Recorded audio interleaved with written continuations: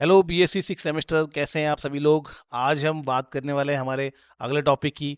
हम elementary quantum mechanics को discuss कर रहे थे और एलिमेंट्री क्वांटम मैकेनिक्स में हम अभी तक क्या क्या पढ़ चुके हैं भाई। हम लोग पढ़ चुके हैं प्लांक रेडिएशन लॉ और आज हम डिस्कस करेंगे फोटो इलेक्ट्रिक इफेक्ट के बारे में।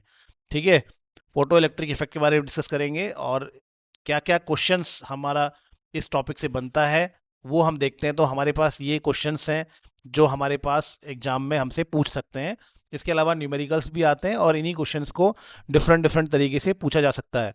तो फोटो इलेक्ट्रिक इफेक्ट क्या है वो बताना है और डिस्क्राइब द उसका एक्सपेरिमेंटल सेटअप बताना है। लेकिन ये एक्सपेरिमेंटल सेटअप की बहुत ज़्यादा हमें ज़रूरत नहीं पड़ती है, लेकिन जब आप प्रैक्टिकल करते हैं तो वहाँ पे आपको ये एक्सपेरिमेंटल सेटअप अच्छे से समझना होता है। ठीक है, तो हमारे पास ये क्वेश्चन रहेगा फोटो इलेक्ट्रिक इफेक्ट क्या है, उसका एक्सपेरिमेंटल सेटअप क्या है और एक्सपेरिमेंट के जो ऑब्जर्वेशन थे वो क्या क्या थे।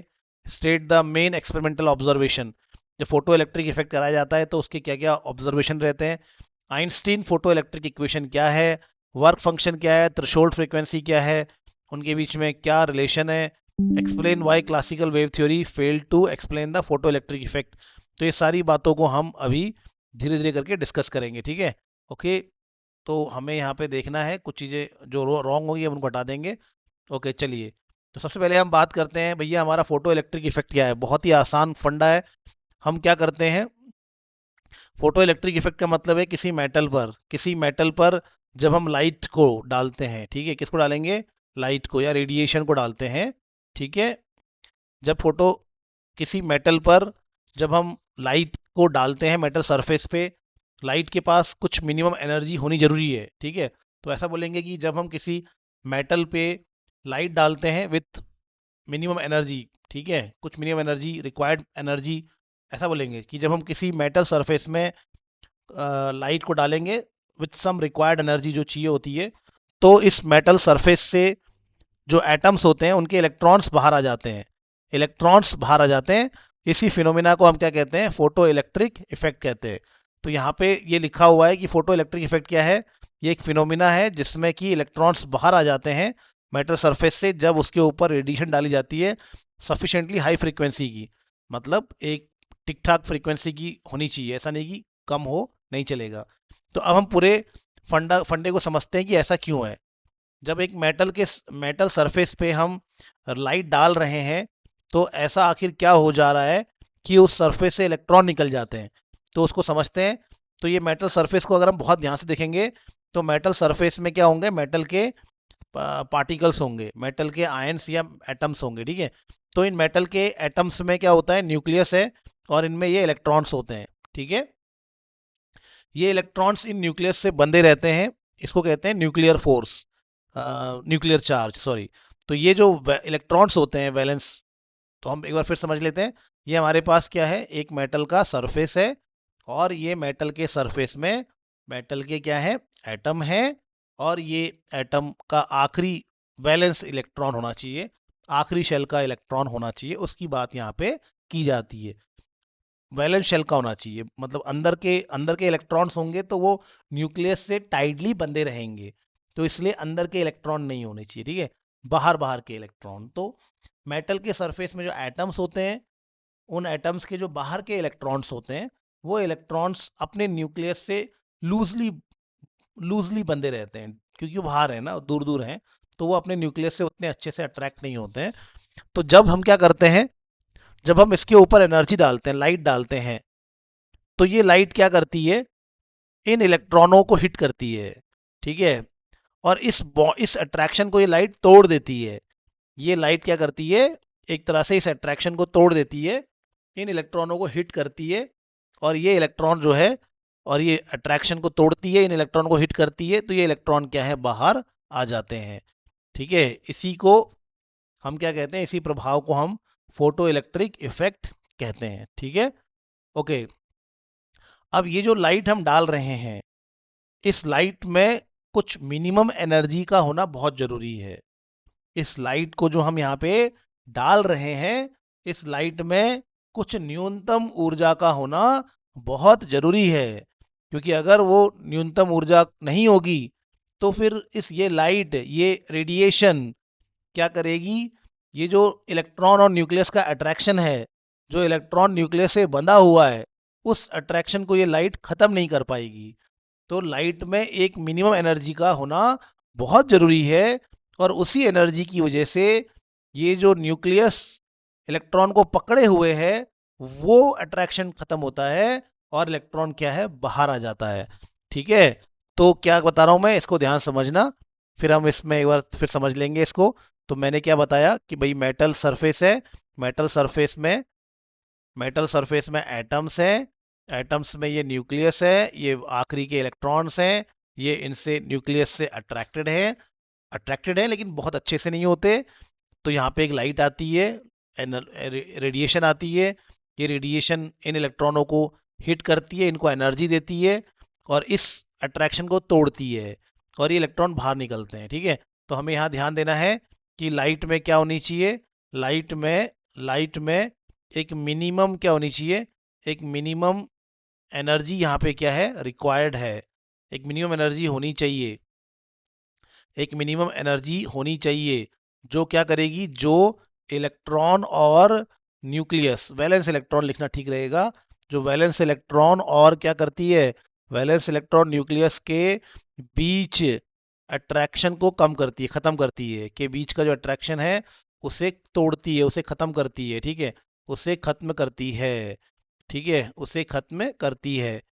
इसी इसी एनर्जी को, जो ये एनर्जी होनी चाहिए ना, इसी एनर्जी को, एनर्जी यानी कि फ्रीक्वेंसी, दोनों का आपस में क्या है, दोनों आपस में प्रोपोर्शनल है। मैं एनर्जी बोलूँ या फ्रीक्वेंसी बोलूँ, इसी एनर्जी को क्या कहते हैं हम, इसी एनर्जी को थ्रेशोल्ड एनर्जी कहते हैं, थ्रेशोल्ड एनर्जी कहते हैं, थ्रेशोल्ड एनर्जी, थ्रेशोल्ड एनर्जी कहते हैं, थ्रेशोल्ड एनर्जी या थ्रेशोल्ड फ्रीक्वेंसी कहा जाता है।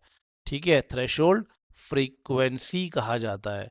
अगर फ्रीक्वेंसी के टर्म में कहेंगे थ्रेशोल्ड फ्रीक्वेंसी कहते हैं। ठीक है, तो ये बात हमें ध्यान रखनी है। ठीक है, अब तो थ्रेशोल्ड फ्रीक्वेंसी किसके ऊपर डिपेंड करती है, तो थ्रेशोल्ड फ्रीक्वेंसी जो है, ये बात हमें ध्यान रखना है, ये बात हमें ध्यान रखना है, बहुत इंपॉर्टेंट है। तो थ्रेशोल्ड फ्रीक्वेंसी किस पर डिपेंड करती है, किसका फंक्शन है वो, क्या वो लाइट पे डिपेंड करती है या मेटल पे।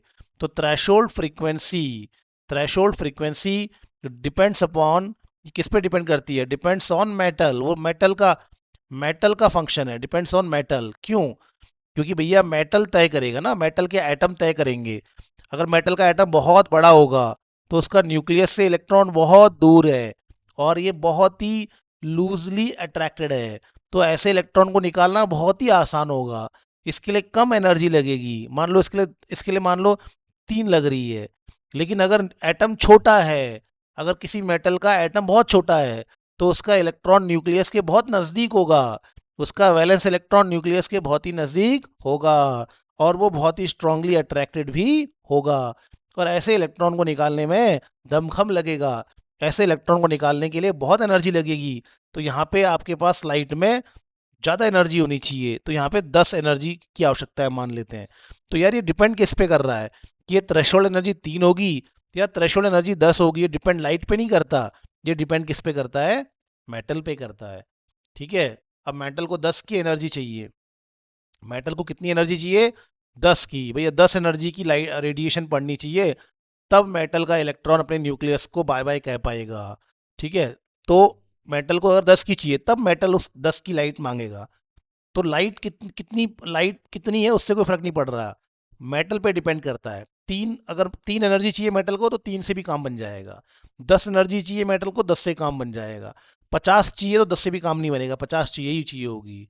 तो यानी कि threshold frequency is a function of metal, not light, not radiation. ठीक है, इस बात को आपने समझना है, इस बात को समझेंगे। ठीक है, अब क्या है, अगर हम क्या करते हैं, अब अगर यदि यदि आप क्या करेंगे, यदि थ्रेशोल्ड फ्रीक्वेंसी से थ्रेशोल्ड फ्रीक्वेंसी से यदि थ्रेशोल्ड फ्रीक्वेंसी से कम एनर्जी होगी लाइट में तो क्या होगा, यदि थ्रेशोल्ड फ्रीक्वेंसी से कम एनर्जी होगी तो इलेक्ट्रॉन बाहर नहीं आएगा, इलेक्ट्रॉन बाहर नहीं आएगा, बाहर आने को इजेक्शन कहते हैं, इलेक्ट्रॉन इजेक्ट नहीं होगा, इजेक्ट नहीं होगा। ठीक है, तो इलेक्ट्रॉन इजेक्ट ही नहीं होगा, बाहर ही नहीं आएगा, वहीं का वहीं रह जाएगा। ठीक है, लेकिन अगर यदि यदि थ्रेशोल्ड से ज़्यादा होगी तो क्या होगा? थ्रेशोल्ड फ्रीक्वेंसी से ज़्यादा एनर्जी होगी, थ्रेशोल्ड फ्रीक्वेंसी से ज़्यादा होगी अगर लाइट की एनर्जी, यानी कि लाइट की फ्रीक्वेंसी या रेडिएशन की फ्रीक्वेंसी, अगर थ्रेशोल्ड फ्रीक्वेंसी से ज़्यादा एनर्जी होगी तो क्या होगा? तो ऐसे में इलेक्ट्रॉन इजेक्ट होगा और क्या होगा? इजेक्ट होगा। मान लो कि भैया थ्रेशोल्ड चाहिए, मतलब 10 चाहिए ना, 10 चाहिए इसको बाहर निकलने के लिए, और आप केवल 10 डालोगे तो इलेक्ट्रॉन इजेक्ट होगा, वहीं गिर जाएगा। ठीक है, इलेक्ट्रॉन इजेक्ट होगा, आगे नहीं जाएगा। लेकिन अगर आप 20 डालोगे, अगर आप 15 डालोगे तो क्या होगा?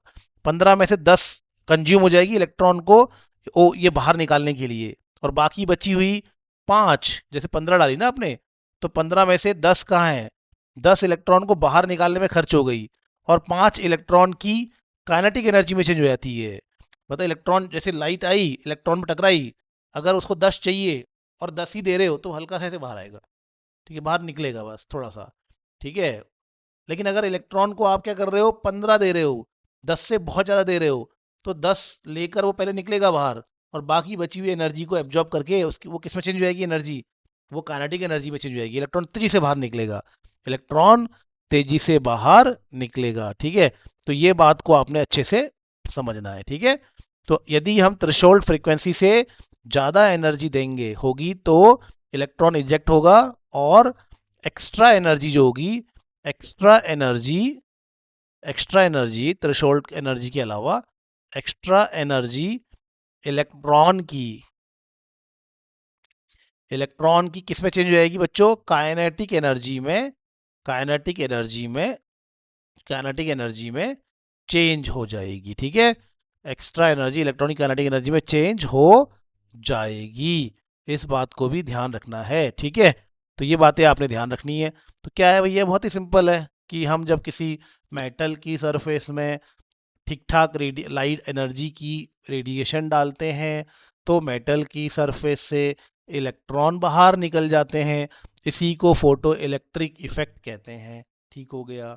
अब मेटल के एटम को देखो ध्यान से, इलेक्ट्रॉन क्यों निकल रहे हैं?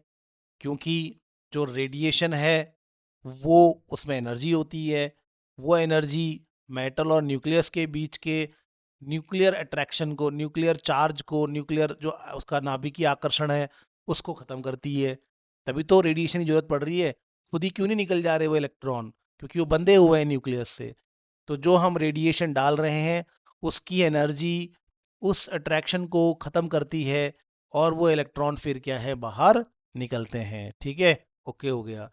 तो तो इलेक्ट्रॉन को बाहर निकालने के लिए, वो अट्रैक्शन को तोड़ने के लिए, न्यूक्लियस और इलेक्ट्रॉन के अट्रैक्शन को ब्रेक करने के लिए जो मिनिमम एनर्जी चाहिए, जो न्यूनतम ऊर्जा चाहिए, उसी को क्या कहते हैं? थ्रेशोल्ड एनर्जी कहते हैं। फ्रीक्वेंसी की टर्म में उसको थ्रेशोल्ड फ्रीक्वेंसी कहते हैं। ठीक है, ये भी हमें समझ में आ गया। अब अगर हम जो रेडिएशन डाल रहे हैं, मान लेते हैं कि भैया किसी इलेक्ट्रॉन को निकलने के लिए 10 ही एनर्जी चाहिए, तो 10 की ही डालोगे तो बस हल्का सा निकलेगा बाहर। लेकिन अगर आप 10 से कम डालोगे तो बाहर ही नहीं निकलेगा, क्योंकि 10 अट्रैक्शन को तोड़ने के लिए 10 तो चाहिए ना। लेकिन अगर 10 से ज़्यादा 15 डालोगे तो बची हुई एनर्जी से क्या होगा? जो इलेक्ट्रॉन तो निकलेगा ही निकलेगा, लेकिन बची हुई एनर्जी किस में चेंज हो जाएगी? काइनेटिक एनर्जी में चेंज हो जाएगी। ठीक है, तो इसको आपने अच्छे से ध्यान रखना है। ठीक है, तो हम एक ग्राफ बना लेते हैं। हम एक ग्राफ बनाते हैं, किसके बीच में देखना, हम एक ग्राफ बनाते हैं, किसके बीच में बनाएंगे? पोटेंशियल, इसके बीच में बनाएंगे हम एक ग्राफ ड्रॉ करते हैं। तो हम ग्राफ ड्रॉ करेंगे किसके बीच में? काइनेटिक एनर्जी और फ्रीक्वेंसी के बीच में। ठीक है, जो लाइट हम डाल रहे हैं ना, उसकी फ्रीक्वेंसी के बीच में हम ग्राफ ड्रॉ करेंगे। ठीक है, तो मान लेते हैं कि हमारा जो मेटल है उसमें जो ये एटम है, इस एटम के इलेक्ट्रॉन को निकालने के लिए 10 यूनिट की एनर्जी चाहिए। 10 यूनिट की एनर्जी हमें चाहिए। ठीक है, अब देखेंगे। सबसे पहले तो यहाँ पे है, यहाँ तक है मान लेते हैं 5, यहाँ तक है 6, यहाँ तक है 8, यहाँ पे है 10, यहाँ पे है 11, और यहाँ पे है ऐसे 12। ठीक है, ओके। सबसे पहले आपने डाली 5 यूनिट की, तो 5 यूनिट की आपने लाइट डाली, कुछ फ़ायदा नहीं हुआ, कुछ फ़ायदा नहीं हुआ, कुछ नहीं हो रहा भाई, अब डालोगे 7 की, कुछ फायदा नहीं हो रहा, ठीक है, क्योंकि भैया ये अट्रैक्ट, इसका आकर्षण ही 10 का है ना, तो उसको तोड़ने के 10 तो कम से कम चाहिए। फिर 8 डाली, कोई फायदा नहीं हुआ, ठीक है, कुछ नहीं हुआ। लेकिन जैसे ही आप 10 डालोगे तो वैसे ही क्या है, वो इलेक्ट्रॉन इजेक्ट होगा। अब लेकिन जैसे ही आप 10 से थोड़ा ज़्यादा डालोगे तो उस इलेक्ट्रॉन की काइनेटिक एनर्जी बढ़ना शुरू हो जाएगी। जैसे जैसे आप बढ़ाते जाओगे वैसे वैसे आपकी इसकी काइनेटिक एनर्जी भी बढ़ती चली जाएगी। तो ये ग्राफ हमें ऐसे मिलता है, ठीक है। ओके, तो हम जैसे जैसे फ्रीक्वेंसी को, ये है हमारी थ्रेशोल्ड फ्रीक्वेंसी, ये क्या है हमारी थ्रेशोल्ड फ्रीक्वेंसी है। तो थ्रेशोल्ड फ्रीक्वेंसी से कम डालोगे तो इलेक्ट्रॉन हिलेगा ही नहीं, इलेक्ट्रॉन अपनी ही जगह पे बैठा रहेगा, न्यूक्लियस से आकर्षित रहेगा। लेकिन जैसे ही आप थ्रेशोल्ड फ्रीक्वेंसी से ज़्यादा फ्रीक्वेंसी की लाइट डालोगे तो इलेक्ट्रॉन बाहर निकलेगा, और जो एक्स्ट्रा एनर्जी आप दे रहे हो तो उस एनर्जी से इलेक्ट्रॉन की काइनेटिक एनर्जी बढ़ेगी, वो बाहर भागेगा तेजी से, तो इसलिए उसकी काइनेटिक एनर्जी बढ़ती है। तो काइनेटिक एनर्जी वर्सेस फ्रीक्वेंसी के बीच में ये ग्राफ है। और ये वाली जो फ्रीक्वेंसी है जिस पे इलेक्ट्रॉन जस्ट बाहर निकला है, जिसमें ये बस थोड़ा तोड़ने के लिए चाहिए, बस इस अट्रैक्शन को, न्यूक्लियस और इलेक्ट्रॉन के अट्रैक्शन को तोड़ने के लिए जो ये फ्रीक्वेंसी चाहिए जिसमें इलेक्ट्रॉन जस्ट बाहर निकलेगा, इसको कहते हैं हम थ्रेशोल्ड फ्रीक्वेंसी। इसको न्यू नॉट से इसको दर्शाते हैं, ठीक है। तो कल हम इसमें और डिस्कशन करेंगे, कल हम इसमें इंटेंसिटी का भी ग्राफ देखेंगे, और ये आगे के नोट्स भी हम नेक्स्ट वीडियो में देखेंगे। तब तक के लिए धन्यवाद, टेक केयर।